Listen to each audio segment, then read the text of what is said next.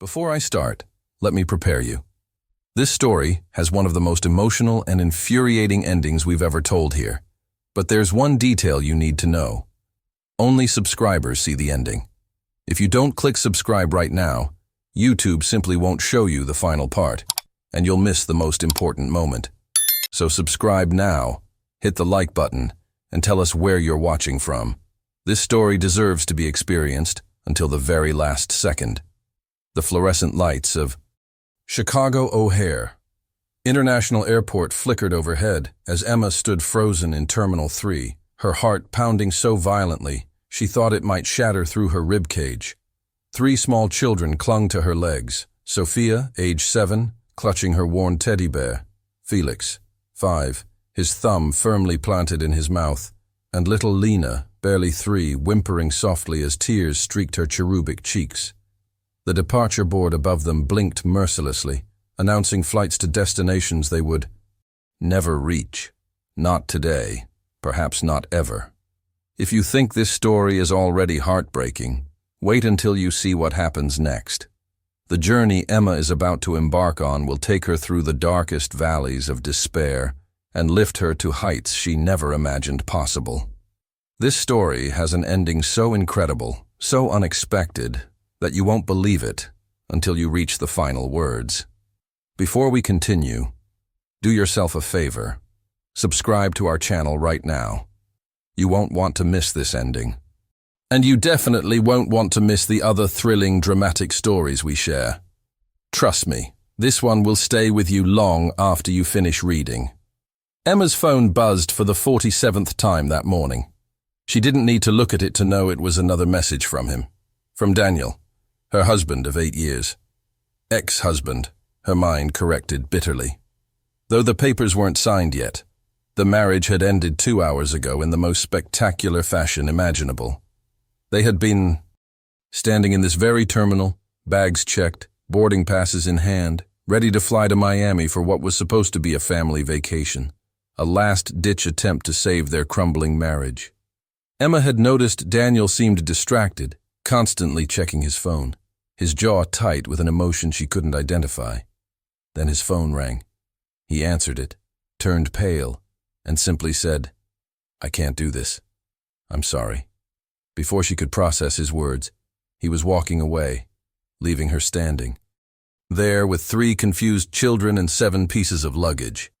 "Mommy, where's Daddy going?" Sophia had asked, her brown eyes wide with confusion. Emma had watched Daniel's retreating figure disappear into the crowd, and something inside her had broken. Not her heart. That had been breaking slowly for years. What broke was her ability to pretend everything would be okay. That was 2 hours ago. Now, as she stood near Gate B12, surrounded by their luggage and her sobbing children, Emma faced a harsh reality. She had $87 in her wallet, a credit card that was probably maxed out, and 3 children who needed her to be strong even though she felt like crumbling into dust. The tickets Daniel had purchased were non-refundable. Their hotel in Miami was prepaid, and she had no way to get back home to their apartment in Lincoln Park, Chicago, an apartment she suspected Daniel had already changed the locks on. "Ma'am, you can't block the walkway here." A stern-faced airport security officer approached, his hand resting on his belt. "You need to move along." Emma opened her mouth to respond, but no words came out. What could she possibly say? That her entire life had just imploded, that she had nowhere to go, that she was so far beyond okay that she couldn't even see okay from where she stood. "She's with me." The voice came from behind her, deep and assured, carrying the kind of authority that made the security officer take a step back. Emma turned to find a man standing there, tall and broad-shouldered, wearing an expensive-looking navy suit that fit him perfectly. His dark hair was slightly tousled, as though he'd been running his hands through it, and his steel-gray eyes held an intensity that made Emma's breath catch. He looked to be in his late 30s, with strong features and the kind of presence that commanded attention without demanding it. "And you are?" the officer asked, his tone skeptical. "Alexander Koenig." The man pulled out a leather wallet and showed the officer some kind of identification. "Captain, I'm piloting a private flight today, and this is my passenger. We're just gathering her things before heading to the private terminal." The officer's demeanor changed instantly. "Oh, Captain Koenig. I didn't realize. My apologies." He nodded and moved away quickly. Emma stared at the stranger, Alexander, with confusion and suspicion. "I don't know who you are, but I'm not your passenger. And you can't just—" "I know." Alexander's voice was gentler now, and he crouched down so he was at eye level with the children. "Hi there, I'm Alex. What are your names?" Sophia, always the bravest, spoke first. "I'm Sophia. This is Felix and Lena." "Those are beautiful names." Alexander smiled, and it transformed his entire face, making him look younger and less intimidating. He reached into his jacket pocket and pulled out 3 wrapped chocolates, offering one to each child. "I noticed you all looked a little sad. Chocolate usually helps with sadness. Is that okay with your mom?" 3 pairs of eyes turned to Emma hopefully. Despite her confusion and fear, she found herself nodding. The children took the chocolates eagerly, and for the first time in hours, they stopped crying. Alexander stood and turned his attention back to Emma. "I was standing over there," he gestured to a coffee shop about 50 feet away, "waiting for my flight crew. I saw what happened. I saw your husband leave." Emma felt heat flood her cheeks, a mixture of shame and anger. "You were watching us?" "I wasn't trying to, but when a man abandons his family in an airport, it's kind of hard not to notice." There was no judgment in his voice, only a matter-of-fact observation. "Look, I don't know your situation, and I'm not going to pry, but I heard you tell your daughter you don't know how you're going to get home. I'm guessing you don't have many options right now." Emma wanted to deny it, to tell this stranger to mind his own business, but what was the point? He was right. She had no options. "Even if I wanted your help, which I'm not saying I do, what exactly are you proposing?" "I'm flying a private jet to Dallas in about 2 hours. It's a repositioning flight, which means the plane is going there empty. The company I work for won't care if I have passengers. If you're trying to get anywhere, I can take you there, or I can take you back to wherever home is in Chicago. Your choice. No strings attached." It sounded too good to be true.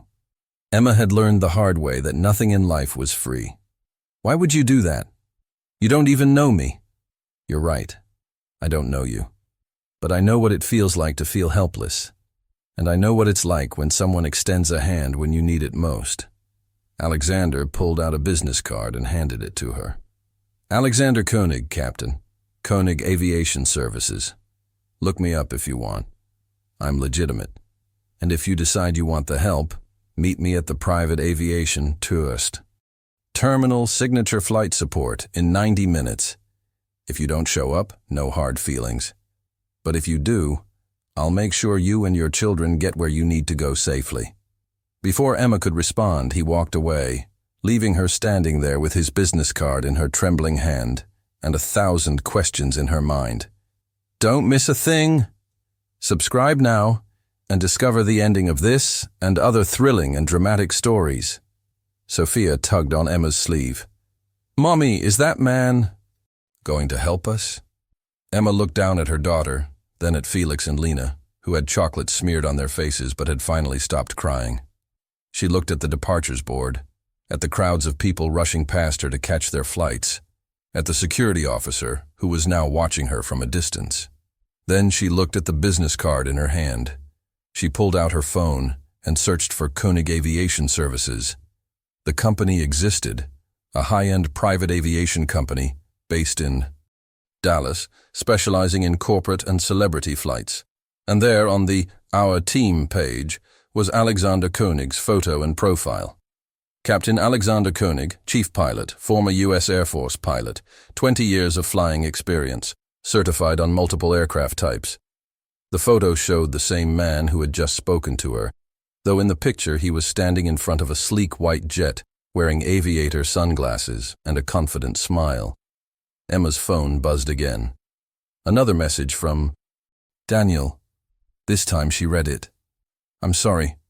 I can't explain right now. I've met someone else." I'll send money for you and the kids. Don't try to come back to the apartment. I've had the locks changed."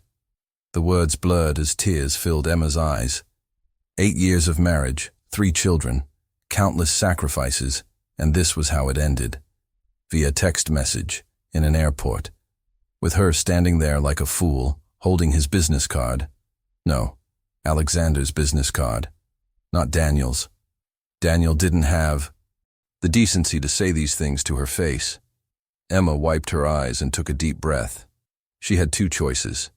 She could try to figure this out on her own with $87 and 3 exhausted children, or she could accept help from a stranger.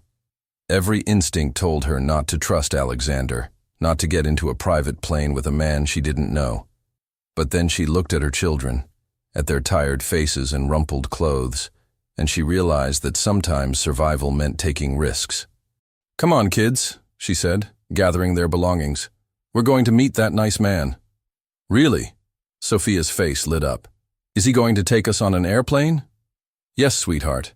He's going to take us on an airplane." The next 90 minutes were a blur of logistics. Emma retrieved their checked luggage. Thankfully, Daniel hadn't thought to cancel the bag tags. She bought the children sandwiches and juice boxes with her dwindling cash. She called her sister Paula, who lived in Boston, explaining the situation in hushed, hurried tones while the children ate. "Emma, you can't get on a plane with a stranger." Paula's voice crackled through the phone, filled with worry. "What if he's some kind of psychopath?" "What else am I supposed to do, Paula? I have no money, no place to go, and 3 kids who need to eat and sleep." "Daniel changed the locks on our apartment. I looked this guy up. He's legit. He's a pilot for a real company, and right now, he's the only person who's offered to help." "Then come here. Come to Boston. I'll buy you tickets." "Paula, you're a nurse with 2 kids of your own. You can't afford to buy 4 last-minute plane tickets. I can't ask you to do that." There was a long silence on the other end of the line. "Promise me you'll text me every hour. Promise me you'll share your location. And promise me that if anything feels wrong, you'll get out of there immediately."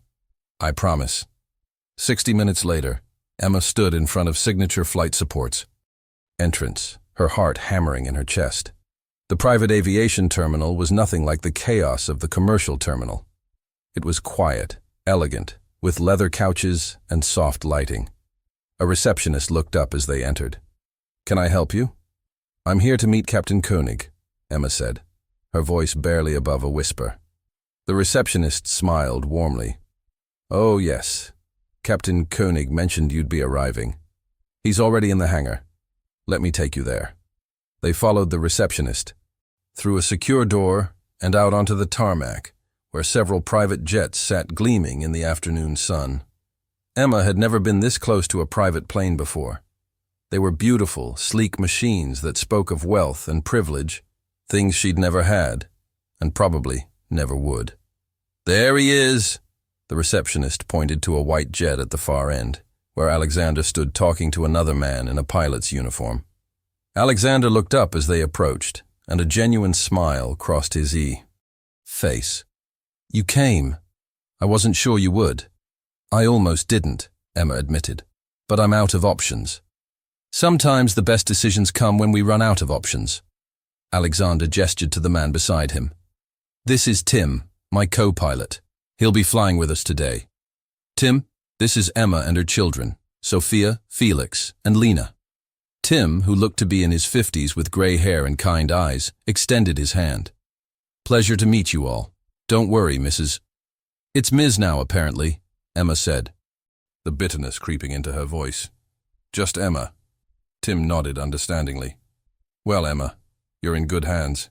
Alex is the best pilot I've ever flown with, and I've been doing this for 30 years. Alexander clapped Tim on the shoulder. "Flattery will get you everywhere, old man. Now let's get these folks on board." He turned to the children. "Who wants to see the inside of a real airplane?" "Me! Me!" All 3 children shouted in unison, their earlier trauma momentarily forgotten in the excitement of the moment. The interior of the jet was like something out of a movie. Cream-colored leather seats, polished wood accents, soft carpet underfoot. There were 8 passenger seats, a small galley kitchen, and even a bathroom with actual marble countertops. Emma had never seen such luxury. "Take any seat you like," Alexander said, helping Emma lift the luggage into the storage compartments. "There are snacks and drinks in the galley. We'll be in the air for about 2 hours. Where exactly in Chicago are we taking you?" Emma hesitated. "Actually, I don't have anywhere in Chicago to go. My ex-husband, that's what Daniel is now, I guess, changed the locks on our apartment. I don't have family in the city. I was thinking maybe you could just drop us at the airport and I'll figure something out from there." Alexander exchanged a look with Tim. "That's not much of a plan. It's all I've got. Do you have family anywhere? Friends? My sister lives in Boston, but I can't impose on her. She has her own family to worry about." Alexander was quiet for a moment, his gray eyes studying her face. Then he said, "What if I told you I have a better idea?" Emma felt a flutter of anxiety in her stomach. Here it comes, she thought. The catch, the expectation, the price for this generosity. What kind of idea? "I have a house in Highland Park. It's much too big for just me. 6 bedrooms, completely furnished. One of the guest houses is currently empty. You and the kids could stay there temporarily, just until you figure things out. You'd have your own space, privacy. I'm barely home anyway, always flying." Emma stared at him, certain she had misheard. "You're offering to let us stay in your guest house? A complete stranger and her 3 children? I know how it sounds, but think about it practically. You need a place to stay. I have a place sitting empty. You'd actually be doing me a favor. The house is so big and empty, it's kind of depressing. Having people there, especially kids, would actually be nice. I can't accept that. It's too much." "Why? Because you don't know me? Fair enough. But what are your other options? A hotel you can't afford? Imposing on your sister? Trying to find an apartment with no money and 3 kids in tow?" Alexander's voice was gentle but firm. "Look, Emma, I'm not trying to pressure you, but I am trying to offer you a lifeline. Take it or don't. Either way, I'm flying you back to Chicago. Where you go after that is up to you." Already subscribed? Leave a like and tell us where you're watching from. We want to know where our audience comes from. Sophia, who had been listening to the conversation while pretending to look at the airplane's controls, turned to Emma. "Mommy, can we stay at the nice man's house? I don't want to go back to our old home. Daddy's there, and he doesn't want us anymore." The words were like a knife to Emma's heart. She pulled Sophia close, fighting back tears. "Daddy does want you." "Sweetheart. He's confused right now." "No, he's not," Sophia said with the brutal honesty only children possess. "He left us. He chose someone else. You told Aunt Paula on the phone." Emma looked up to find Alexander watching her with an expression of deep sympathy. In that moment she made a decision. Maybe it was the wrong decision. Maybe she would regret it. But standing in this beautiful airplane, holding her daughter, with no money and no plan, she decided to trust this stranger. "Okay," she said quietly. "We'll stay, temporarily, just until I can figure things out." Alexander's face broke into a smile. "Good. Now buckle up. We've got a flight to catch." The flight to Chicago was unlike anything Emma had ever experienced. There was no waiting in line, no cramped middle seats, no crying babies except for Lena, who fell asleep in Emma's arms 10 minutes into the flight. Tim flew the plane while Alexander sat in the passenger cabin with them, entertaining Felix with stories about flying and answering Sophia's endless questions about airplanes and clouds and why the sky was blue. "You're really good with them," Emma observed, watching Alexander patiently explain to Felix how the wings kept the plane in the air. "I like kids. They're honest, curious, and they haven't learned to be cynical yet." He looked at Emma. "You've done a good job with them. They're polite, well-behaved. That's not easy, especially as a single parent." I wasn't. Emma stopped, realizing the truth. "I guess I am a single parent now. I just haven't processed it yet." "You don't have to process it all at once. Give yourself time to grieve. What happened to you today is traumatic. You say that, like you know from experience. Alexander was quiet for a moment, his gaze distant. My wife died 4 years ago. Cancer. It was fast. 6 months from diagnosis to the end. I know what it's like to have your entire world flip upside down in a moment. To go from having a partner to being alone. Emma felt her throat tighten. I'm so sorry. I didn't mean to. Don't apologize. You didn't know. And honestly, it's part of why I offered to help you. When Sarah was sick, people helped us constantly. Neighbors brought food. Friends drove us to appointments. My sister took time off work to help care for Sarah when I had to fly. I learned that kindness is meant to be paid forward. So that's what I'm doing. They landed at Chicago Executive Airport in Wheeling, a small airport that serviced private planes. A black SUV was waiting for them, driven by a man Alexander introduced as Robert, his driver and house manager. Robert had the bearing of former military, with close-cropped gray hair and a professional demeanor that immediately put Emma at ease. Robert, this is Emma and her children, Sophia, Felix, and Lena. They'll be staying in the East Guest House for a while. Of course, sir. Robert smiled at the children. Welcome. I hope you like chocolate chip cookies because Mrs. Chen, our housekeeper, made a fresh batch this morning. I love chocolate chip cookies, Felix exclaimed, his earlier sadness forgotten. The drive to Highland Park took 30 minutes. Emma watched the scenery change from industrial areas near the airport to increasingly upscale neighborhoods. Highland Park was one of Chicago's most affluent suburbs, home to CEOs, athletes, and old money families.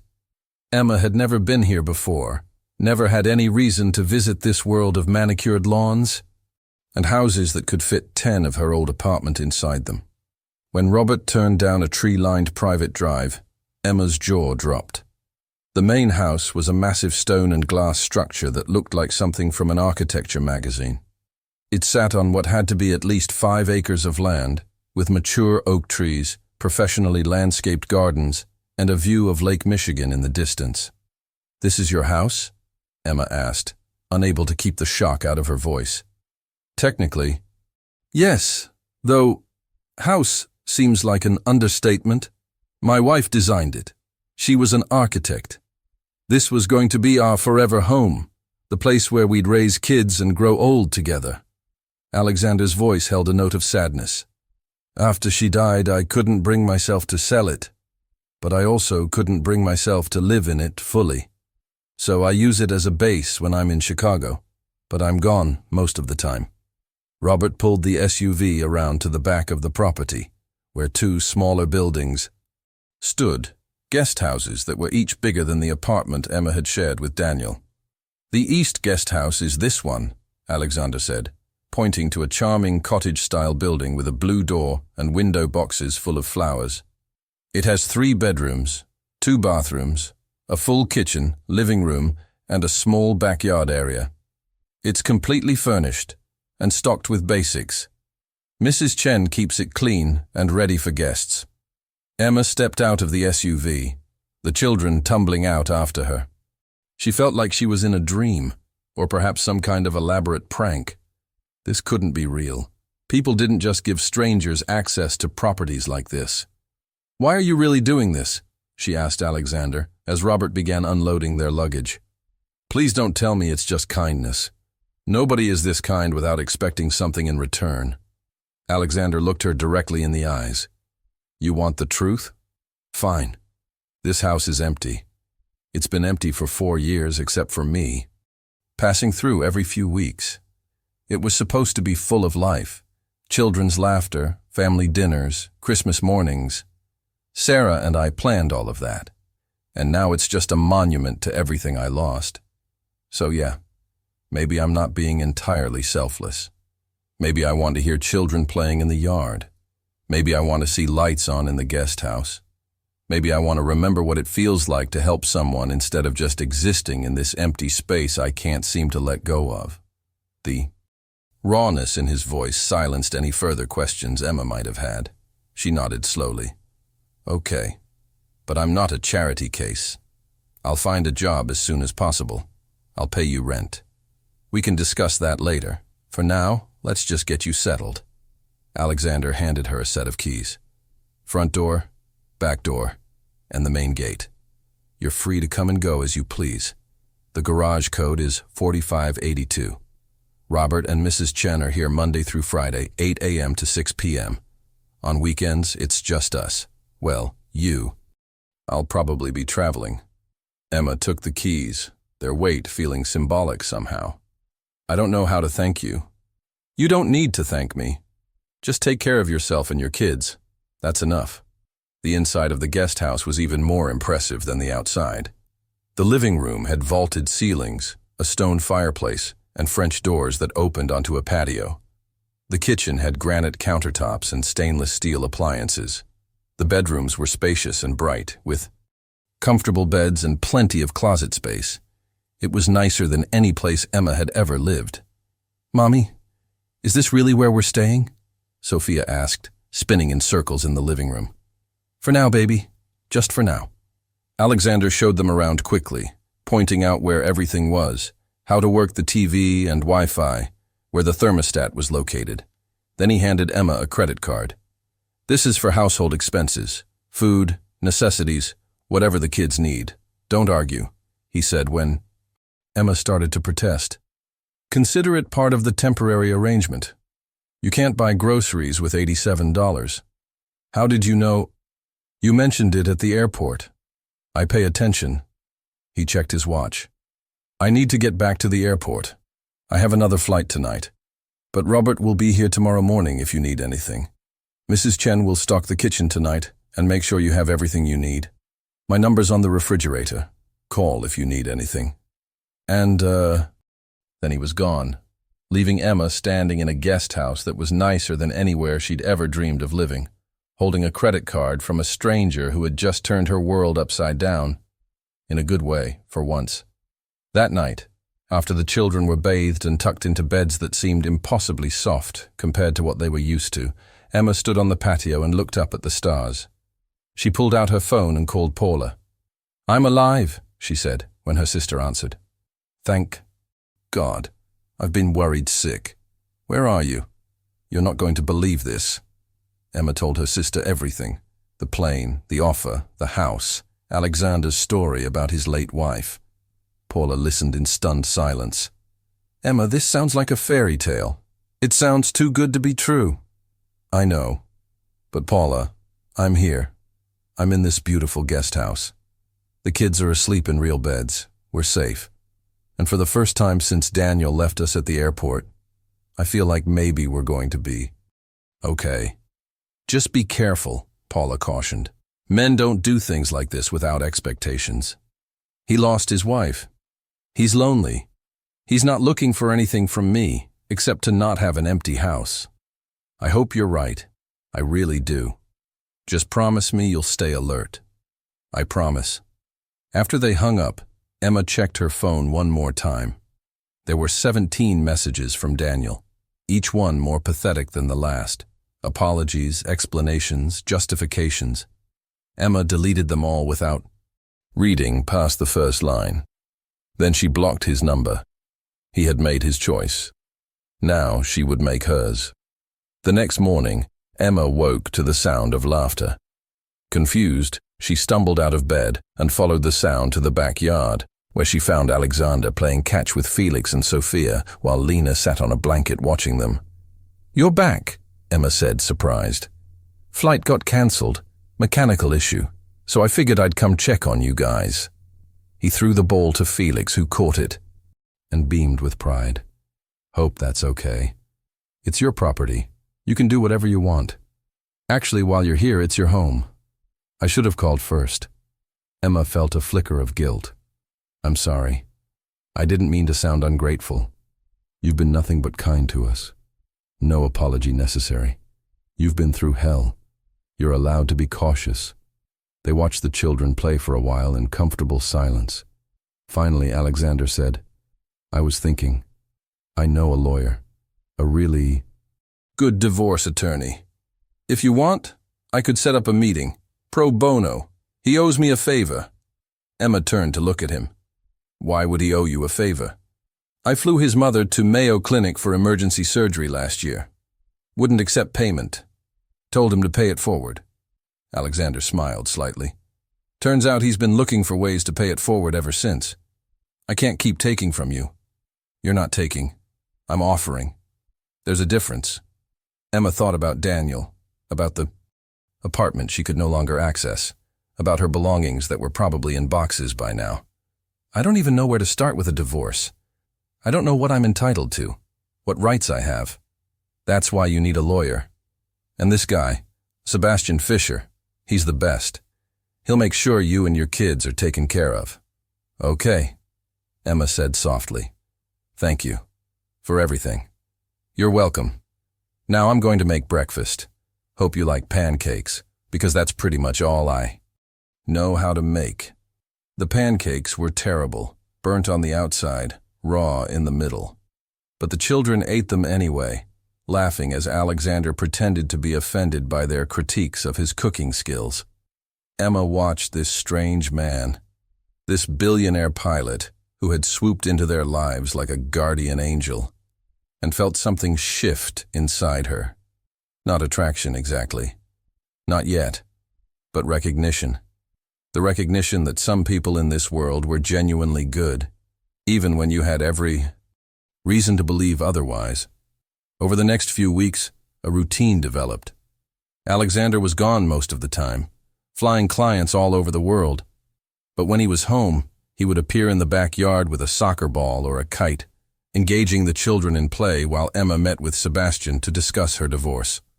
The lawyer was every bit as good as Alexander had promised.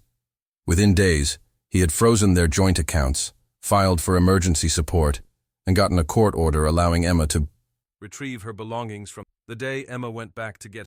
Alexander insisted on bringing Robert as just in case Daniel tried, but Daniel wasn't. He had moved out too, gone to live with his in her apartment down. Emma walked through the empty apartment, boxing up her children's the photos that had documented a life that Alexander and Robert worked silently beside her, carrying boxes to the SUV, never asking questions, never judging. In the master bedroom, Emma found her wedding album. She stood there, flipping through photos of a younger, happier version of herself marrying a man she thought she knew. Alexander appeared in the doorway, watching her. "Do you want to keep it?" he asked gently. "I don't know. Part of me wants to burn it. Part of me wants to keep it to remind myself of how stupid I was." "You weren't stupid. You were in love. Those are two very different things." Emma closed the album and handed it to him. "Throw it away. I don't want the kids to see it and get confused." Alexander took the album, but instead of throwing it away, he put it in a separate box. "I'll keep it for you, just in case you change your mind someday, when you're not so angry." "What makes you think I'll stop being angry?" "Because anger takes too much energy to maintain forever. Trust me. I know. Just one." Click, subscribe, leave a like, and say where you're watching from. Your support is essential for our growth. By the time they finished, it was dark outside. They drove back to Highland Park in silence, the SUV loaded with everything that remained of Emma's old life. When they arrived, Mrs. Chen had prepared dinner: roasted chicken, vegetables, and fresh bread. Alexander insisted they all eat together in the main house. "The dining room is too big for one person anyway," he said, leading them inside. The main house was even more impressive than the guest house. The entryway had soaring ceilings and a chandelier that probably cost more than Emma's old car. The dining room could seat 20 people comfortably, with a long mahogany table and chairs upholstered in cream-colored fabric. But despite its grandeur, the house felt lonely, just as Alexander had described. There were no family photos on the walls, no personal touches, nothing that said a real person lived here. "It's beautiful," Emma said, "but it doesn't feel like a home." "It's not," Alexander replied simply. "It's a museum to a life I never got to live." During dinner, Felix asked, "Mr. Alexander, are you going to be our new daddy?" Emma nearly choked on her water. "Felix, that's not an appropriate question." But Alexander just laughed. "It's okay. He's curious. He looked at Felix seriously. "No, buddy, I'm not going to be your new daddy. You already have a daddy. I'm just your friend who wants to help. Your mom." "But our daddy doesn't want us anymore," Sophia chimed in, her voice matter-of-fact. "He left us at the airport and got a new girlfriend. So we need a new daddy." Alexander exchanged a look with Emma, his expression pained. "Your daddy made a mistake, a big one. But that doesn't mean he doesn't love you. Sometimes grown-ups make really bad choices that hurt the people they love." "Do you have kids?" Lena asked around a mouthful of chicken. "No, sweetheart. My wife and I wanted kids, but she got sick before we could have any." "That's sad," Lena said with the simple empathy of a child. "You would be a good daddy." That night, after the children were in bed, Emma found Alexander standing on the patio of the main house, looking out over the dark expanse of lawn toward the lake. She hesitated before joining him, unsure if she was intruding. "I'm sorry about dinner," she said. "The kids don't understand boundaries yet. They're fine. They're actually right. I probably would have been a good father. Sarah and I talked about it all the time. What we'd name them, where we'd send them to school, whether they'd be athletic or artistic." He shook his head. "But life had other plans. I'm sorry. I know that's inadequate, but I am." "Thanks." They stood in silence for a moment before Alexander continued. "Can I ask you something? When did you know your marriage was over? Not when he left you at the airport? That was just the final act. But when did you really know?" Emma thought about it. "About 2 years ago. He started working late, being distant. I thought it was job stress. Then I found texts on his phone from a woman named Jennifer. He swore it was just flirting, nothing physical.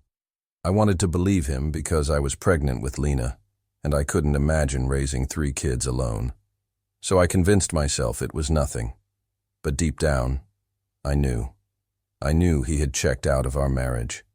I just didn't want to admit it. Why didn't you leave then?" "Fear."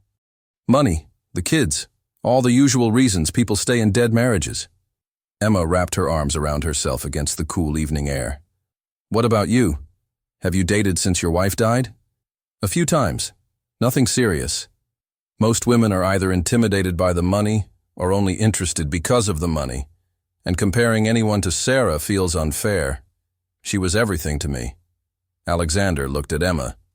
"That probably sounds pathetic." "It sounds loyal. There's nothing pathetic about that." They talked until well past midnight, sharing their stories, their fears, their regrets. Emma learned that Alexander was 38, that he had been flying since he was 16, that his father had been a pilot in Germany before immigrating to the United States when Alexander was a child. She learned that he spoke 3 languages, that he hated coffee but loved tea, that he played piano but refused to do it in front of people because he said he wasn't good enough. Alexander learned that Emma was 32, that she had been a graphic designer before having children, that she had given up her career to stay home because childcare was too expensive. He learned that she loved old movies, that she was terrified of spiders, that she had once dreamed of traveling the world but had never been farther than Miami. "We should fix that," Alexander said suddenly. "Fix what?" "The fact that you've never traveled. I fly all over the world. You should come with me sometime. Bring the kids. See. Paris, London, Tokyo." Emma laughed. "I can't just pick up and travel the world.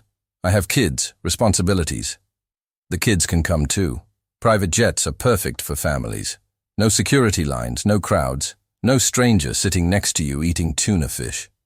He smiled. "I'm serious. Think about it.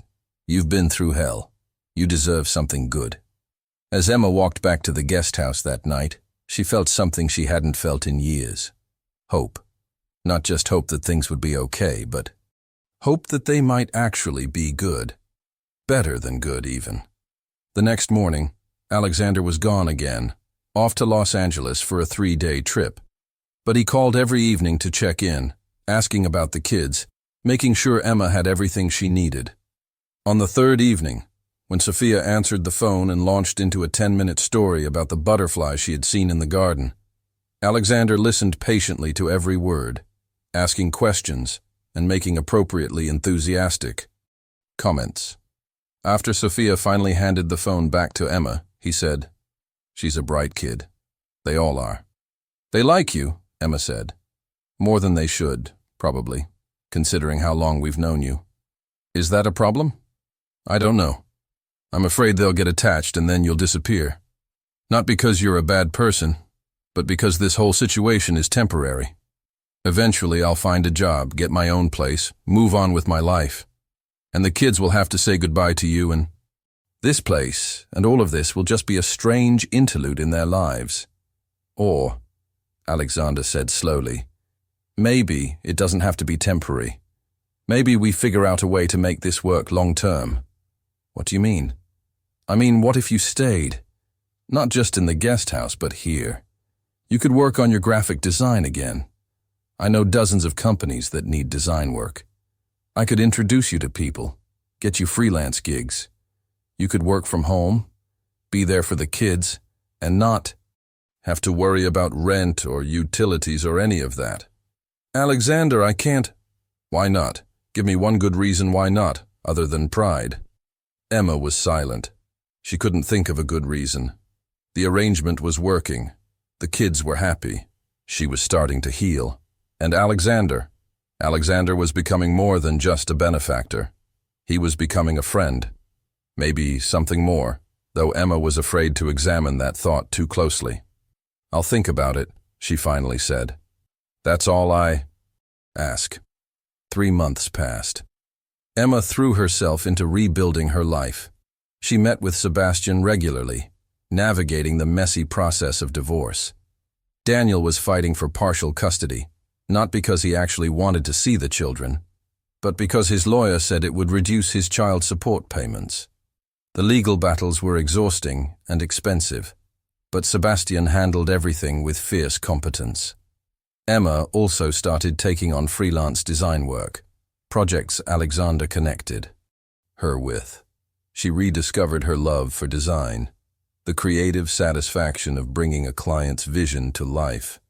The money wasn't great yet, but it was something, a start toward independence. Alexander came and went, his pilot schedule unpredictable. Sometimes he was gone for weeks. Other times, he would be home for several days in a row. When he was home, he spent most of his free time with Emma and the kids. He taught Sophia to play chess.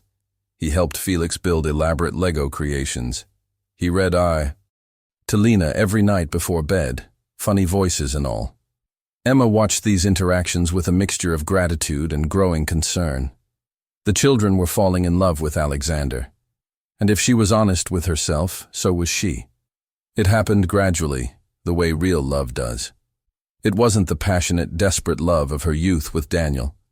It was quieter, deeper, built on conversations that lasted until 3 a.m., on shared laughter over burned pancakes, on the way Alexander looked at her. Children with genuine affection rather than tolerance. It was in the small things, how he remembered that Emma preferred tea to coffee, how he made sure the guest house was always stocked with the kids' favorite snacks, how he never made her feel like a burden or a charity case. One evening, about 4 months after they had moved in, Emma found Alexander in his study, surrounded by paperwork. He looked stressed, running his hands through his hair in that gesture she had come to recognize as frustration. "Everything okay?" she asked from the doorway. "Company stuff. Boring logistics." He looked up and smiled, the stress melting away. "Come in. I could use the distraction." Emma sat in the leather chair across from his desk. "You never talk about your work." "Not really. I know you're a pilot, but there's obviously more to it than that." Alexander leaned back in his chair. "My company, Koenig Aviation Services. I don't just pilot. I own it. Started it 5 years ago with money I inherited from my father. We have 12 planes now, 28 pilots, fly clients all over the world. It's successful, growing fast, but it's also a lot of responsibility, a lot of stress. Why do you still pilot yourself then? Why not just run the company and let other people do the flying?" Because flying is the only thing that makes sense to me. Up there, everything is clear. There are rules, procedures, physics that don't change. You respect the airplane, follow the rules, and you stay safe. Life on the ground is messy, complicated, unpredictable. Is that why you've been avoiding life on the ground for 4 years? Alexander looked at her sharply, then laughed without humor. When did you get so perceptive? I'm a mother of 3. I had to develop good bullshit detection. Emma leaned forward. You've been incredibly generous to us, Alexander. You've given us everything, but you won't let us give anything back. You won't let yourself be part of our lives beyond surface. Interactions. You play with the kids, you talk to me about safe subjects, but the moment things get real, you disappear. Literally, you fly away. That's not fair, isn't it? 4 months we've been here. 4 months of you being the most present, absent person I've ever met. Alexander stood and walked to the window, his back to her. What do you want from me, Emma? I want you to stop punishing yourself. I want you to stop acting like you don't deserve to be happy just because your wife died. I want you to acknowledge that maybe, just maybe, having us here has been good for you too, not just for us. Of course it's been good for me. Alexander's voice was rough with emotion. You think I don't know that? You think I don't lie awake at night thinking about how much I look forward to coming home now? How the kids have made this empty museum feel like a home? How talking to you is the best part of my day. He turned to face her, and Emma was shocked to see tears in his eyes. But that's the problem, Emma. I'm falling in love with you, with all of you, and I have no right to do that. You're vulnerable, going through a divorce, trying to rebuild your life. The last thing you need is me complicating things with my feelings. And the kids, God, the kids. They call me Uncle Alex now. They draw me pictures. Felix asked me last week if I would come to his kindergarten graduation. How am I supposed to do that? How am I supposed to be Uncle Alex when what I really want is to be so much more? Emma stood, crossing the room to stand in front of him. What if I told you that I'm falling in love with you too? Alexander looked at her, searching her face. Are you? Or do you just think you are because I've been kind to you when you needed it most? Gratitude isn't love, Emma. I know the difference. Emma took a deep breath. I'm not going to lie and say it's not complicated. I am grateful to you. You saved us when we had nowhere to go. But what I feel for you isn't just gratitude. It's the way my day feels incomplete when you're not here. It's how I find myself telling you things I've never told anyone. It's how safe I feel with you. Not just physically safe, but emotionally safe. You've never made me feel stupid or small or less than. You've never tried to control me or tell me what to do. You've just been there, solid and steady and kind. Your divorce isn't final yet. You're still married to Daniel, at least on paper. The marriage ended the day he left us. At that airport, the paperwork is just a formality.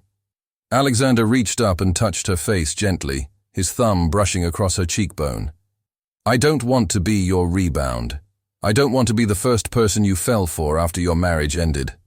I want to be your last, the one you choose when you're healed and whole and have all your options available. What if I choose you now? Then I'd say we go slow, really slow. We don't tell the kids anything until we're sure. We don't make promises we can't keep. We figure out what this is before we put labels on it. Emma nodded, understanding his caution, even as her heart raced with the possibility of what he was offering. Okay, we'll go slow. But going slow proved harder than either of them anticipated. Now that their feelings were acknowledged, the tension between them became electric. Every casual touch felt charged with meaning. Every conversation seemed to have layers of subtext. The kids noticed the change, commenting that Uncle Alex smiled more, that Mommy seemed happier. 2 weeks after their conversation in the study, Daniel showed up at the estate. Emma was in the guest house when Mrs. Chen called to tell her there was a man at the gate claiming to be her husband. Emma's blood ran cold. Don't let him in, she said immediately. He's very insistent. He says he has a right to see his children. Emma hung up and called Alexander, who was in Dallas for a business meeting. He answered on the first ring. "Daniel's here," she said without preamble. "At the gate, demanding to see the kids. Don't let him on the property. Call the police if you have to. I'll get there as soon as I can. Alexander, you're in Dallas. That's a 3-hour flight. Not in my jet, it's not. I'll be there in 90 minutes. Just don't let him near you or the kids." Emma went outside to find Robert already at the gate, his muscular frame blocking Daniel's view of the property. Through the bars of the gate, she could see her ex-husband, looking disheveled and angry. "Emma!" he shouted when he saw her. "What the hell is this? You're living in some mansion now, with some rich guy, and you won't let me see my own children? You gave up the right to just show up when you abandoned us at the airport," Emma called back, staying well behind Robert. "If you want to see the children, you go through the lawyers like we agreed." "Screw the lawyers. Those are my kids." "Really? Because for the past 4 months, you've sent exactly 1 check for $300 and haven't asked to see them once. Forgive me if I don't believe you suddenly care. Who is he, Emma? This guy whose house you're living in? Are you sleeping with him? That's none of your business." "It is my business if my wife is shacking up with some rich asshole." "Ex-wife. The divorce is final next week." Daniel's face turned red. "You can't keep my kids from me. I have rights. And you'll have supervised visitation starting next month, just, like the judge ordered. But you don't get to show up here at someone else's property and make demands. Now leave, or I'll call the police." "You've changed," Daniel sneered. "You're not the sweet, accommodating woman I married. He's turned you into something cold." "No," Emma said firmly. "You did that when you walked away from your family because you were too cowardly to admit you wanted out. Now go." Daniel stared at her for a long moment, then turned and walked back to his car. Emma watched him drive away, her heart pounding. She had never stood up to Daniel like that during their marriage. She had always been the peacekeeper, the one who smoothed things over. But that woman was gone, replaced by someone stronger, someone who wouldn't tolerate being treated like she was worthless. True to his word, Alexander arrived 90 minutes later, striding across the lawn toward the guest house with purpose. Emma met him at the door. "Are you okay?" he asked, his eyes scanning her face. "I'm fine. Robert kept him at the gate. He left about an hour ago. He won't be back. I've already called my security company. They're installing cameras and a more sophisticated gate system tomorrow. If he comes back, the police will be notified automatically. You don't have to do that." "Yes, I do. This is your home now. You should feel safe here." Alexander pulled her into a hug, and Emma let herself lean into his solid warmth. "I was terrified the whole flight back. All I could think about was, getting here, making sure you were okay." "We're okay. The kids don't even know he was here." Emma pulled back to look at him. "You flew here because I was scared. You left a business meeting to be here." "Of course I did. You called. You needed me. Nothing else mattered." It was in that moment, standing in the doorway of the guest house with Alexander's arms around her, that Emma realized she didn't just have feelings for this man. She loved him. Completely, undeniably, maybe recklessly.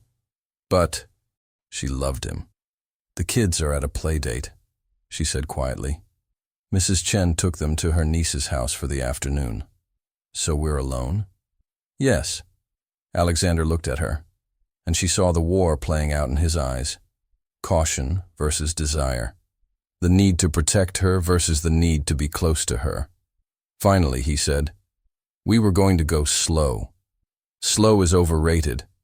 He kissed her then, soft and gentle at first, then deeper, as months of tension finally broke. Emma pulled him inside, closing the door on the rest of the world. For the first time in years, she felt wholly alive, wholly herself.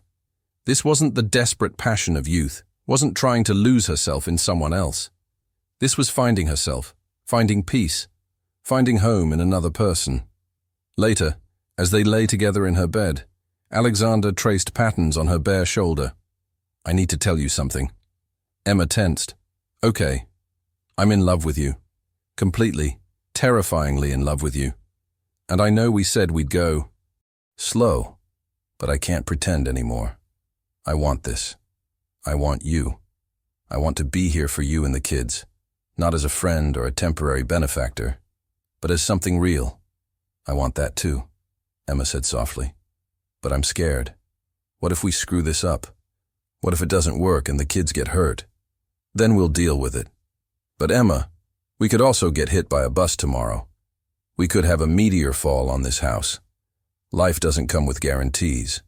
The only guarantee is that if we don't try, we'll spend the rest of our lives wondering what if. When did you get so wise? Somewhere between falling in love with a woman I met in an airport and realizing that maybe God or fate or whatever you want to call it put me in that terminal that day for a reason. They agreed to tell the kids the next day, but the kids, perceptive as children are, already knew. When Emma and Alexander sat them down at breakfast to explain that Uncle Alex was going to be around more, that he and Mommy cared about each other very much, Sophia just rolled her eyes. We know, Mommy. We've known forever. You look at each other all mushy. Mushy? Alexander laughed. You know, like people in movies before they kiss. All soft eyes and smiling for no reason. Felix chimed in. Does this mean Mr. Alexander is our dad now? Not exactly, Emma started, but Alexander interrupted her. What if we work toward that? Not right away, but eventually? Would that be okay with you guys? All three children erupted in cheers, and Emma felt tears spring to her eyes. This wasn't how she had imagined her life would turn out, but somehow it was better. The divorce from Daniel was finalized a week later. He didn't contest it in the end, too focused on his new relationship to fight. Sebastian negotiated a custody arrangement that gave Daniel supervised visitation 1 weekend a month, with the understanding that he would pay substantial child support. Daniel agreed to everything, probably out of guilt, possibly out of genuine desire to make amends. Either way, Emma didn't care. She was free. 3 months later, on a cool October evening, Alexander proposed. Not with a grand gesture or public declaration, but in the quiet of the main house's living room, with the kids asleep upstairs. He got down on one knee and opened a velvet box containing a simple, elegant ring. I know it's fast, he said. I know people will judge. But I also know that I want to spend the rest of my life with you. I want to wake up to your face every morning. I want to teach the kids to fly when they're old enough. I want to travel the world with all of you and show you everything beautiful this life has to offer. I want to be Sophia's hero, Felix's role model, and Lena's daddy. But most of all, I want to be your husband. So will you marry me? Emma looked at this man, who had saved her when she needed it most, who had given her children stability and love, who had shown her what a real partnership looked like. She thought about saying yes too fast, about whether she should wait longer, about what people would think. Then she remembered his words. Life doesn't come with guarantees. Yes, she said. 1,000 times yes. They married on New Year's Eve in the main house, surrounded by close friends and family. Paula flew in from Boston with her kids. Sebastian was there, proud of the happy ending he had helped facilitate. Robert and Mrs. Chen served as witnesses. The kids were in the wedding party, with Sophia as flower girl, Felix as ring bearer, and Lena as a tiny, adorable train holder. But the most important moment came 3 months after the wedding, in a courtroom in downtown Chicago. Alexander had filed to adopt all 3 children, and after home visits, background checks, and interviews, the judge granted his request. Sophia, Felix, and Lena Koenig were officially his children. In the courthouse hallway afterward, Felix looked up at Alexander with serious eyes. So you're our real dad now?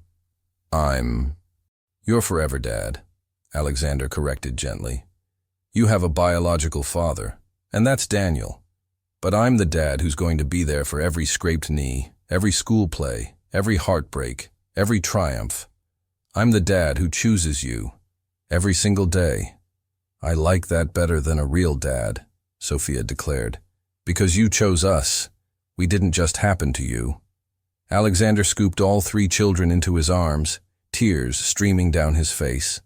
Emma stood back, taking a photo with her phone, capturing the moment when their blended family became official. That night, after the kids were asleep, Emma and Alexander stood on the patio of the main house, their house now, truly theirs, looking out over the grounds. The guest house lights were on, ready for visitors. The main house was full of the cheerful clutter of family life. Toys in the living room, children's artwork on the refrigerator, photos on the walls documenting their journey from strangers to family. "Do you ever think about that day at the airport?" Emma asked. "Every day," Alexander admitted. "I think about how close I came to not saying anything. I was standing there with my coffee, watching this drama unfold, thinking it wasn't my business. And then I saw your face, this mixture of devastation and determination, and I knew I had to do something. I couldn't walk away. I'm glad you didn't." "Me too." He pulled her close. "You know what's funny? For 4 years after Sarah died, I was just going through the motions. Flying, working, existing, but not really living. I thought that was my life now, that I had used up my allotment of happiness and the rest would just be getting through each day. And now I wake up excited for the day. I rush home from trips because I can't wait to see what chaos the kids have created or what new design project you're working on. I'm living again. Really living. You gave me that. You and those 3 amazing children." "We gave it to each other," Emma corrected. "You saved us, but we saved you too." They stood there in comfortable silence, wrapped in each other's arms, as stars appeared in the darkening sky. Inside, they could hear the faint sound of Lena crying out in her sleep, and Alexander immediately straightened. "I'll go," he said, already heading toward the door. Emma watched him disappear inside, heard his footsteps on the stairs, heard his gentle voice as he soothed their daughter back to sleep. Their daughter. Not biologically his, but his in every way. That mattered. She thought about Daniel, wondered briefly if he ever regretted his choice. He saw the kids once a month now, awkward supervised visits where he tried too hard and the children tolerated him politely. They called him Daniel, not Dad. That title belonged to Alexander now, earned through midnight fevers and homework help and showing up day after day, year after year. The irony wasn't lost on Emma. Daniel had abandoned them thinking he was moving on to something better. Instead, he had given them the greatest gift imaginable. He had pushed them out of their old life and directly into the path of a man who would cherish them beyond measure. In trying to destroy their family, Daniel had actually enabled them to find their real family. 5 years later, Emma stood in her home office, a converted bedroom in the main house, reviewing designs for her latest client. Her business had grown beyond her wildest dreams. She had a steady roster of corporate clients, had won several design awards, and had even hired 2 employees who worked remotely. She was successful in her own right, not dependent on Alexander financially, though they shared everything equally as partners. "Mom, Dad, come quick!" Sophia's voice rang through the house, urgent and excited. Emma and Alexander rushed to the living room, where all 3 kids were gathered around a letter. Sophia, now 12, held it up triumphantly. "I got into the summer aviation program at Northwestern, the one Dad told me about." Alexander swept her into a hug, spinning her around.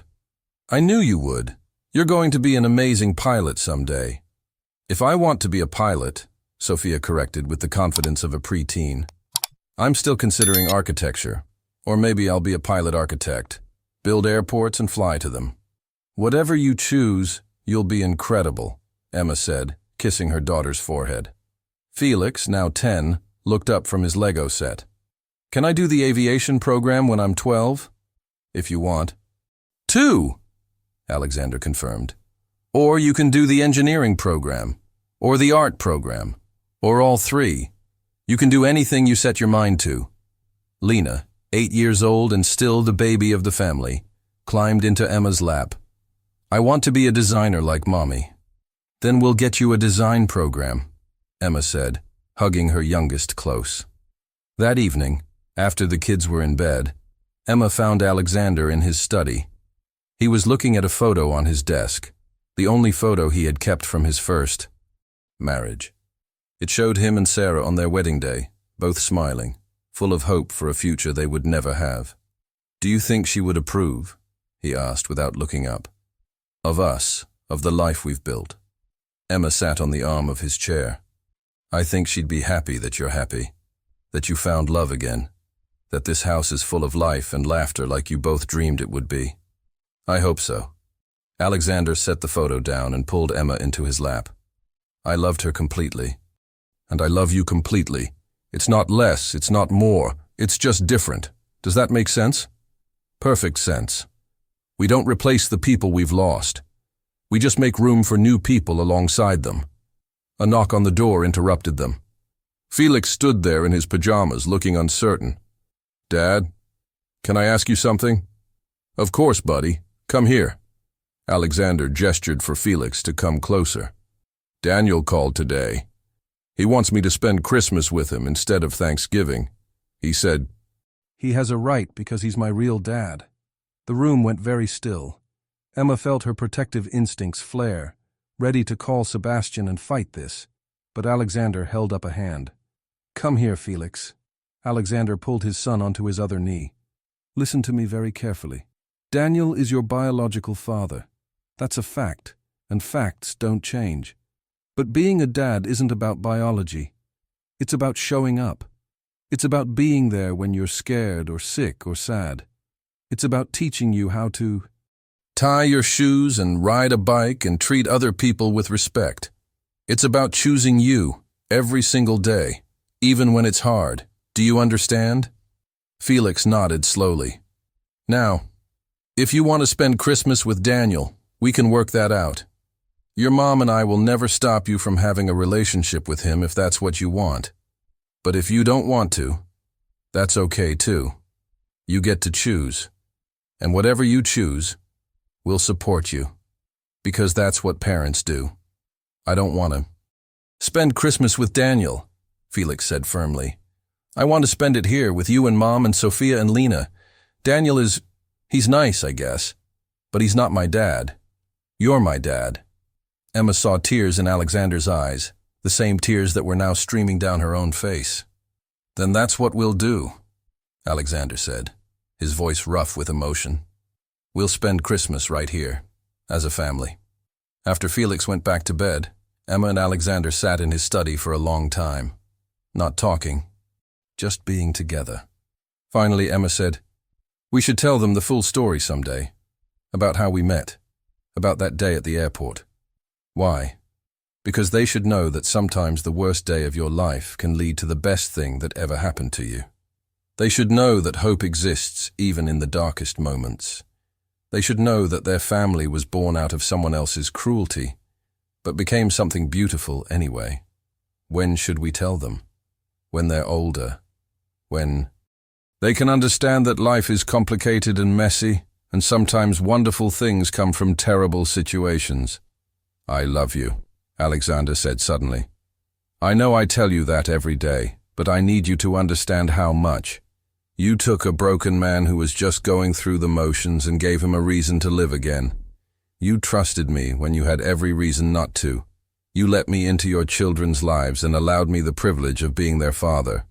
I will never, ever take that for granted." "I love you too," Emma whispered. "You saved us. And then you let us save you. That's what real love is, mutual salvation." The following Christmas was everything Felix had hoped for. They spent Christmas Eve decorating the tree together, with Alexander lifting each child to place ornaments on the highest branches. They made hot chocolate and watched old Christmas movies, all 5 of them piled on the couch under blankets. On Christmas morning, the kids woke at an ungodly hour, racing downstairs to find presents spilling out from under the tree. But the best present came later that afternoon. Alexander gathered everyone in the living room and pulled out a large envelope. "I have something for you 3, he said to the children. "It's not really a Christmas present, but it felt like the right time to give it to you." He handed each child a smaller envelope. Inside were legal documents, professionally bound and sealed. "I had these made," Alexander explained. "They're formal, records of my adoption of each of you.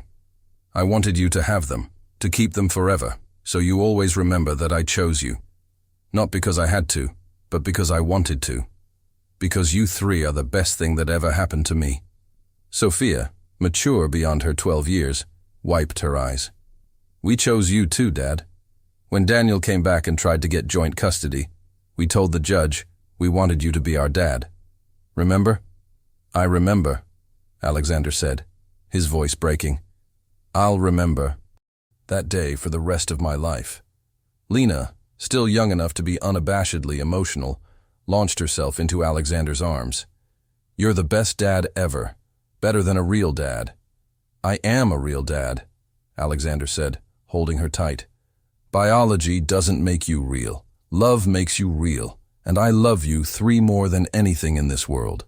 As Emma watched her husband with their children, she thought back to that day in the airport, the terror, the desperation, the crushing weight of being abandoned with nowhere to go.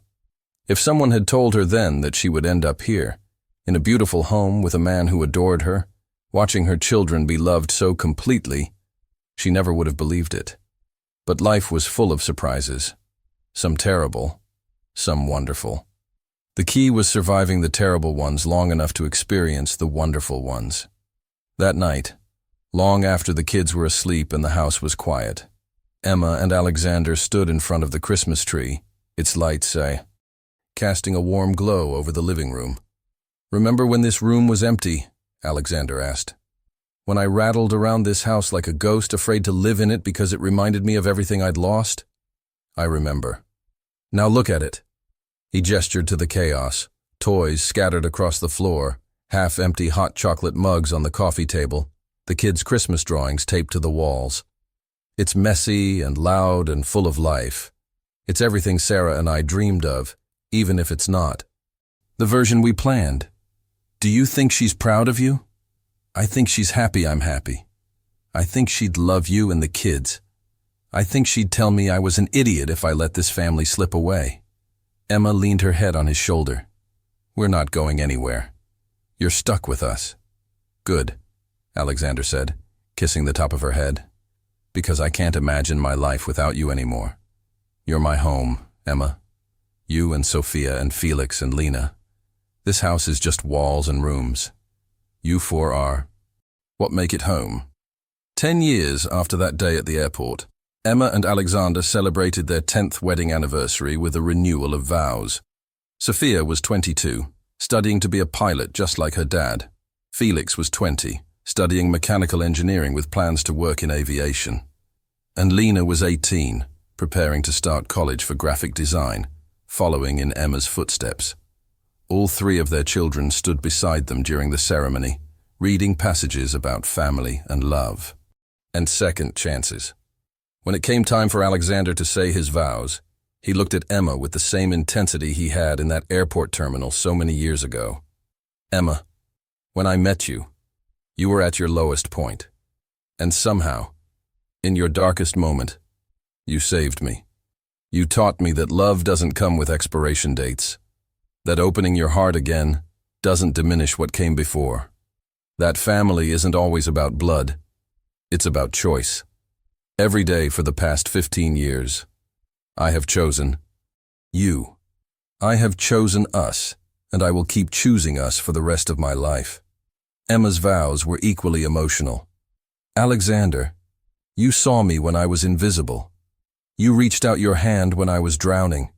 You loved my children as your own when someone else had rejected them. You showed me that I deserved to be cherished, that my children deserved to be wanted, that our family deserved to be whole. You didn't just save us that day at the airport. You saved us every day since. And I promise to keep saving you right back for as long as we both shall live." As they kissed, their 3 children cheered along with the gathered friends and family.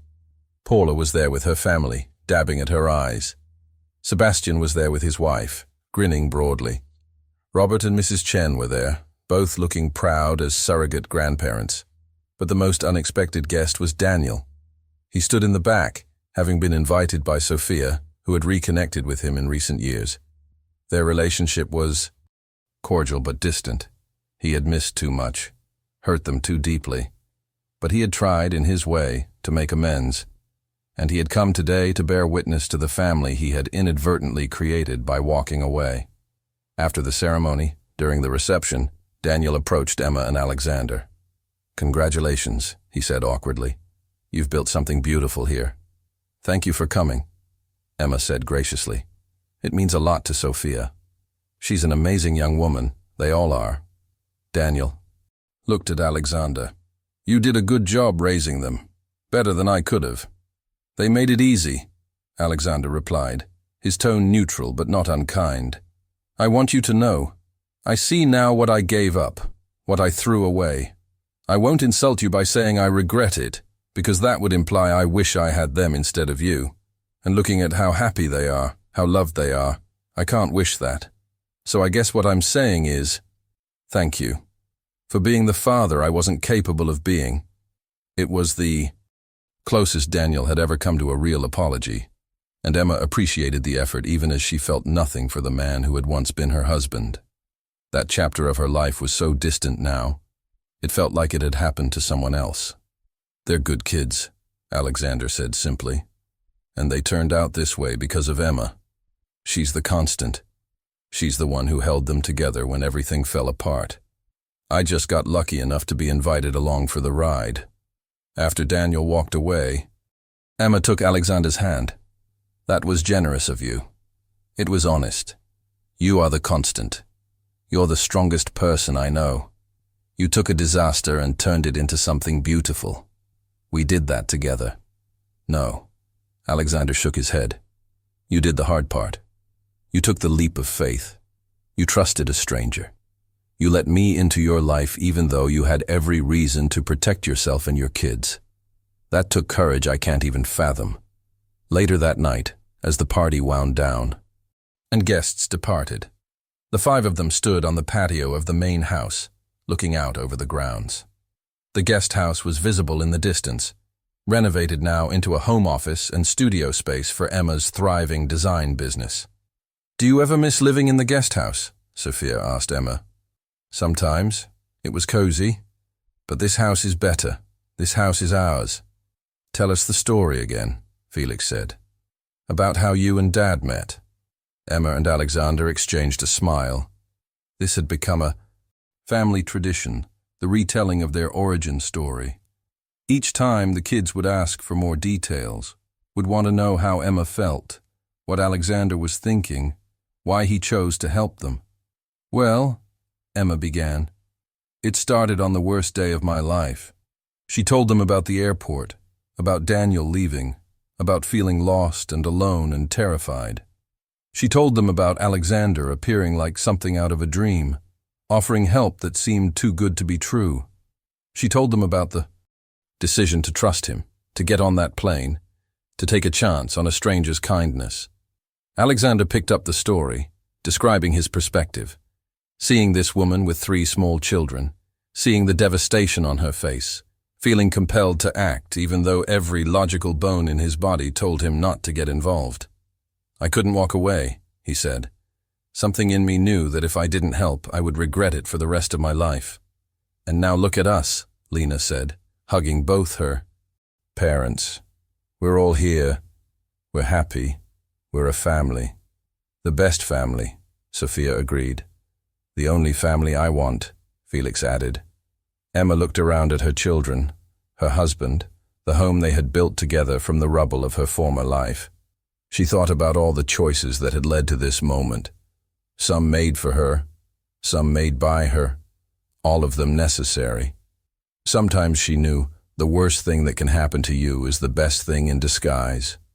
Sometimes rock bottom is the foundation on which you build something incredible. Sometimes a stranger's kindness in an airport can change the entire trajectory of your life. "I love you all so much," Emma said, her voice thick with emotion. "Every single day, I thank whatever force in the universe put us on this path. because there's nowhere else I'd rather be than right here, with all of you." "Group hug," Lena declared, and they all came together in a tangle of arms and laughter and love. As Emma stood there, surrounded by her family, she closed her eyes and sent a silent thank you to the universe, to fate, to God, to whatever power had orchestrated that day in the airport. She had gone from abandoned and desperate to cherished and secure. Her children had gone from rejected to adored, and Alexander had gone from existing to truly living. They were all exactly where they were meant to be. 20 years after that fateful day, Emma received a call from a producer. A friend of Paula's who worked in television had heard their story and wanted to feature it in a documentary series about unexpected families. "People need hope," the producer explained. "They need to see that beautiful things can come from terrible situations, that strangers can become family, that love finds a way." Emma discussed it with Alexander and the kids, now all adults with lives of their own. Sophia was a captain for a major airline, following in Alexander's footsteps. Felix had founded a company that designed aircraft components, and Lena ran her own successful design studio. They all agreed to participate. The filming took several months. Cameras captured the family in their daily lives, interviewed each member separately, even tracked down Daniel for his perspective. The resulting documentary, titled Terminal 3, was released to critical acclaim. But the most powerful moment came at the end, when the entire family gathered in the living room of the main house to watch it together. As the credits rolled, showing photos of their journey from that first meeting to the present day, Sophia spoke. "You know what I love about our story?" she said. "It's not just about Mom and Dad finding each other. It's about all of us finding each other. We became a family not because we had to, but because we chose to. And we keep choosing each other. Every single day. Here's to choosing each other." Alexander raised his glass in a toast. "To choosing each other," everyone echoed. Emma looked around the room at her family. Her grown children. Her husband of 20 years. The life they had built from nothing. She thought about that woman in the airport, terrified and alone, with no idea that her salvation was standing 50 feet away drinking terrible coffee. If she could go back and tell that woman what was coming, what would she say? That it would be okay? That she would find love again? That her children would thrive? All of that was true, but it wasn't the whole truth. The whole truth was this. Sometimes life breaks you completely, shatters you into so many pieces you can't imagine ever being whole again. But if you're lucky, if you're brave, if you're open to the possibility, someone will come along and help you put yourself back together. And when you do, you'll discover that you're not the same person you were before. You're stronger, wiser, more capable than you ever dreamed possible. Emma had been broken in that airport, but she had also been reborn. And the life she built from those ashes was more beautiful than anything she had imagined in her old life. "What are you thinking about?" Alexander asked, moving to sit beside her on the couch after the others had drifted off to bed. "That day," Emma said, "how terrified I was. How sure I was that my life was over. And now? Now I know my life was just beginning. That day wasn't an ending. It was a prologue to everything that mattered." Alexander took her hand, the gesture as comfortable and familiar as breathing. "I think about it too. How close I came to not saying anything. What my life would be like if I had just walked away." "Empty," Emma said with certainty. "Unbearably empty," Alexander agreed. "You saved me, Emma. You and the kids. You took this broken, grieving man who was just going through the motions and gave him a reason to live again. We saved each other. That's what love does. It saves us from ourselves, from our pain, from our fear of being vulnerable again." They sat in comfortable silence, hands intertwined, watching the fire crackle in the fireplace. Outside, snow had begun to fall, blanketing the grounds in white. Inside, the house was warm and full of the echoes of their family's laughter. This was home. Not the building, not the address, not the expensive furnishings. Home was this feeling of being safe, being loved, being exactly where you were meant to be. Do you ever wonder what Sarah would think of all this? Emma asked quietly. It was a question she had asked before, would probably ask again. After all these years, Sarah was still a part of their story, a silent presence that had shaped Alexander into the man Emma loved. I think she'd be happy, Alexander said thoughtfully. Not happy that she's gone, obviously, but happy that I found you. Happy that I didn't spend the rest of my life alone. Happy that her dream of this house being full of family finally came true. I wish I could have known her. I wish that too. You would have liked each other. She was strong like you, creative like you, fiercely protective of the people she loved like you. You have excellent taste in wives, Emma teased gently. The best taste, Alexander agreed, pulling her close. Though you set the bar pretty high for any potential future wives. There better not be any potential future wives. You're stuck with me until one of us dies, remember? I remember. And I'm counting on that being a very, very long time from now. The years continued to pass, each one adding new chapters to their story. There were challenges, of course. No family is perfect. Sophia went through a painful divorce of her own, finding comfort in her father's steady presence and her mother's wisdom. Felix struggled with anxiety during college, learning to manage it with therapy and family support. Lena dealt with imposter syndrome as her business took off, questioning whether she deserved her success. But through it all, the family remained strong. They gathered for holidays, celebrated milestones, supported each other through difficulties. And always at the center of it all were Emma and Alexander, the foundation upon which this unconventional family was built. On their 25th wedding anniversary, Alexander surprised Emma with a trip. Just the two of them, no kids, no responsibilities. They flew to Paris, stayed in a beautiful hotel overlooking the Seine, and spent a week pretending they were young lovers with no history. On their last night there, as they walked along the river, Alexander stopped and turned to face Emma. Do you remember when I told you that I wanted to show you the world? That day in the guest house right after we moved in. I remember. You said I deserved to see Paris, London, Tokyo, all the places I'd only dreamed about. Well, we've seen Paris. We've been to London 3 times. We spent 2 weeks in Tokyo for Sophia's wedding. We've been to Rome, Barcelona, Sydney, Cairo. I've kept that promise, haven't I? You've exceeded it, Emma said, smiling at the memories. You've given me the world. No, Alexander shook his head. You've given me the world. Before I met you, I was just flying through life, touching down in all these incredible places but never really seeing them. You taught me how to see again, how to appreciate beauty, how to be present in the moment instead of always looking backward at what I'd lost. We taught each other, Emma insisted. That's what we do. We learn from each other, grow with each other, become better versions of ourselves because of each other.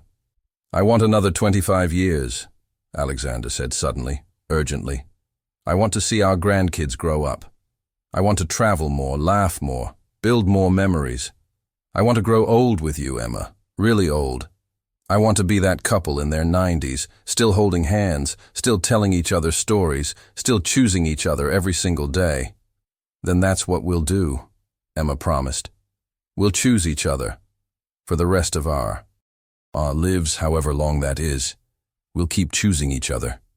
And they did, through the years that followed, through the inevitable challenges that come with aging, through the joy of watching their children become parents themselves. Through all of it, they chose each other. Sophia had 2 children, both of whom called Alexander Pop Pop and Emma Nana. Felix had 3 kids, all of them inheriting his mechanical aptitude and love of taking things apart. Lena had 1 daughter, a quiet, artistic soul who loved spending time in Nana's design studio.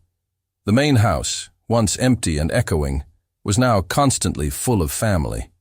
Sunday dinners became tradition, with 3 generations gathering around the long dining room table. The grandchildren played in the yard where their parents had played, climbed the same trees, explored the same gardens. On Emma and Alexander's 40th wedding anniversary, the entire family gathered for a massive celebration. Sophia stood up to give a speech, her voice steady and strong like her father's. "I want to tell you all a story," she began. "A story about the day my family almost ended and how it actually began. I was 7 years old, standing in an airport, watching my biological father walk away from us. I remember thinking that my life was over, that nothing would ever be okay again." She looked at Emma and Alexander, her eyes shining with tears. "But then a man I didn't know bought me chocolate and made me smile. And then he flew us to Chicago on a private plane, and then he let us live in his beautiful guest house. And then he became my friend, and then he became my dad. And he loved us not because he had to, but because he wanted to. Because he saw 3 scared, hurt kids and a devastated woman, and he decided that we were worth saving." "You all were worth saving," Alexander called out, making everyone laugh. "The point is," Sophia continued, "sometimes the worst thing that happens to you is actually the best thing in disguise. Dad walking away cleared the path for someone better, someone who would show up, someone who would stay, someone who would choose us every single day for 40 years and counting." She raised her glass. "To Mom and Dad, to Terminal 3 where our story began, to second chances, to unexpected families, and to love that chooses you back. To love that chooses you back," everyone echoed. That night, after the party had ended and the house had quieted, Emma and Alexander found themselves back on the patio where they had stood so many times before. They were older now. Emma was 72, Alexander 78. Their hair was grey, their steps slower, but their love was as strong as ever. 40 years, Emma marveled. How did that happen? One day at a time, one choice at a time. Alexander pulled her close, and she fit against him perfectly, the way she had for decades. "I would do it all again, you know, every single moment. Even knowing how hard some of it would be, I would still choose this life. I would still choose you. We've had a good run, haven't we? The best run. But we're not done yet. We've still got years left in us. Promise me something," Emma said, looking up at the stars. "Promise me that when one of us goes, the other one will be okay. That they'll remember to live, not just exist. That they'll find joy again. Emma, promise me. Because if I go first, I need to know you won't spend another 4 years just going through the motions. And if you go first, I need you to know that I'll be okay. Devastated, yes, but okay. Because you taught me how to be strong, how to survive, how to keep choosing life even when it's hard." Alexander was quiet for a long moment. Then he said, "I promise. On one condition, you promise the same thing. Deal." They sealed the promise with a kiss, tasting of wine and cake and 40 years of shared history. Emma lived to be 94. Alexander lived to be 100. They spent 52 years together, right up until Emma passed away peacefully in her sleep, with Alexander holding her hand. Alexander followed her 3 years later, his children and grandchildren surrounding him, telling him it was okay to let go, that Emma was waiting for him. At his funeral, Sophia, now a grandmother herself, stood to give the eulogy. "My father told me once that he met my mother on the worst day of her life and the best day of his. He said that he saw her standing in that airport, looking lost and scared and strong all at once. And he knew. He just knew that his life was about to change. What he didn't tell me until years later was that he had been planning to retire that day, to sell his company, sell his planes, sell this house, and just disappear. He was tired of living in a world without Sarah. He had finally given up. But then he saw Mom, and he saw us, and he decided to try one more day, to do one more good thing, to reach out a hand to someone who needed it. That one choice. changed all of our lives. It gave me and my siblings a father when ours walked away. It gave my mother a partner when she thought she would be alone forever. It gave Dad a reason to keep living when he was ready to give up. And it gave all of us, kids, grandkids, great-grandkids, this incredible family that exists because one man chose kindness over apathy, love over loneliness, hope over despair. Dad used to say that love doesn't come with expiration dates, that you can love someone who's gone, and someone who's here with equal intensity, that opening your heart again doesn't diminish what came before. He loved Sarah with everything he had, and then he loved Mom with everything he had, and then he loved all of us with everything he had. He proved that love multiplies, it doesn't divide. So I'm saying goodbye to my father today, but I'm also saying thank you. Thank you for stopping in that airport. Thank you for offering help to strangers. Thank you for turning that guest house into our home. Thank you for choosing us every single day for 52 years. Thank you for showing me what real love looks like. Patient, kind, enduring, fierce, and unconditional. You were the best father anyone could ask for. Not because you were perfect, but because you were present. You showed up. You stayed. You loved us. And that more than anything is what matters. I love you, Dad. And I know Mom is waiting for you. I know she's got the gate open, ready to welcome you home. And I know the two of you are going to spend eternity together, telling your story to anyone who will listen. The story of how Terminal 3 at Chicago O'Hare brought together 5 people who needed each other more than they knew. Fly high, Dad. You've earned your wings. The family buried Alexander beside Emma in Highland Park Cemetery, under a tree they had planted together 20 years before. The headstone was simple. Alexander Koenig, beloved husband, father, grandfather, he chose us. Next to it was Emma's headstone. Emma Koenig, beloved wife, mother, grandmother. She chose him back.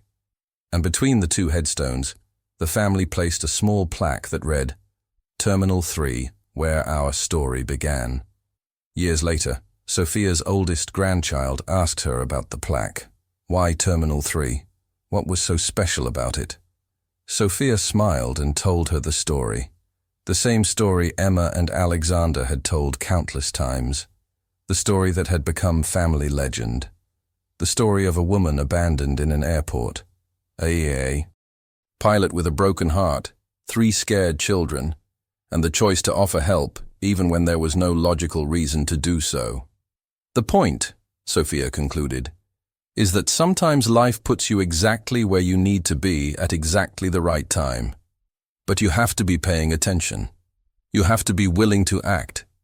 You have to choose to help, to love, to take a chance on the possibility that something beautiful might come from something terrible. So when life gets hard, when you feel lost or scared or alone, remember Terminal 3. Remember that your grandmother was abandoned with 3 kids and no money, and she thought her life was over. But she was wrong. Her real life was just beginning. And it began because one man chose to act with kindness instead of walking away. That's the legacy your great-grandparents left us. Not money, though there's plenty of that. Not property, though the house is still standing. But the lesson that love is a choice. That family is a choice. That every day we choose who we want to be and how we want to treat the people around us. Choose kindness. Choose love. Choose to help. Because you never know. That choice might change someone's life. It might change your life. It might be the beginning of something beautiful. And so the story lived on, passed down through generations, a testament to the power of choosing love over apathy, hope over despair, connection over isolation. The story of Terminal 3, where 5 strangers became a family, where the worst day became the best day, where loss made room for love. The story of Emma and Alexander Koenig, who proved that sometimes the family you choose is the family you need. And that real love doesn't come with expiration dates. It just keeps growing, keeps multiplying, keeps choosing you back.